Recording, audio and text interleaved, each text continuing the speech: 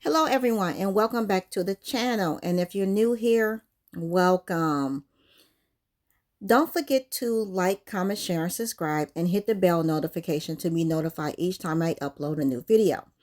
Also, don't forget to follow us on our other social media, IG and Twitter. You can see those on the screen right there.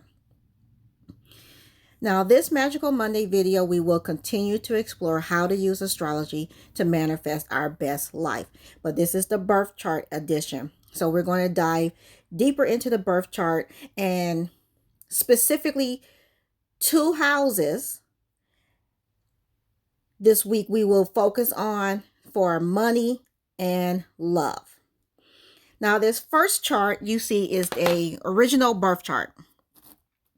And this chart is basically your natal chart, and it depicts the planets at the time of your birth. And the planets move through the houses, and it can explain the hows and whys and what makes you you. So this is your unique pattern.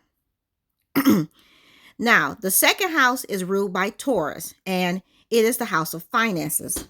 So in my previous video, I went into depth about the second house. I will link that in the description bar. But the second house is all about money and how you deal with money and how you deal with poverty and how you deal with wealth and how to manifest money. When you have your second house, you want to look at the different planets in that second house. So you can always go to the free natal chart and insert a different time to see where the planets are currently. And you want to see how those planets interact in your second house.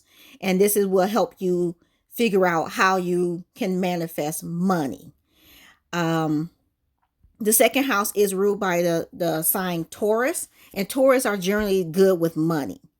So you want to be able to look at the natal chart.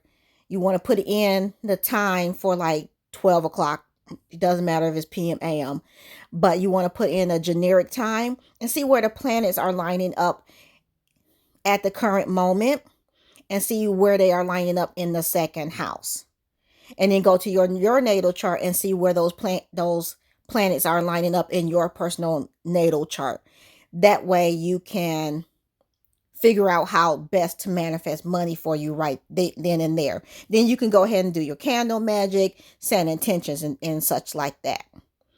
Now, the seventh house is ruled by the sign of Libra, and it makes sense because Libras are in love with love. They all about relationships and marriages. And that's what the seventh house is all about. It's how you deal with partnerships and relationships and marriages. Sometimes you could kind of figure out what type of person you're going to be married to as well in the seventh house. So it describes your most intimate relationships and is therefore traditionally the house of marriage and also enemies as well. So you can find out who your enemies or frenemies are. Like I said previously, go ahead and look at my previous video when I talked about the seventh house. And since the seventh house is ruled by Libra, you want to do the same thing as you do for the second house. Pull up a generic natal chart. I will link a link to a free natal chart in the description bar. But you want to put in a generic time, 12 o'clock, PM, AM, doesn't matter. And you want to see where the planets are lining up in the seventh house in current day. Now you're going to take that chart, line it up with your birth chart, and figure out how best to manifest the ideal relationship that you want to be in, or ideal marriage, or just overall love. Then you could go ahead and use that as a guide to do your candle magic and setting intentions.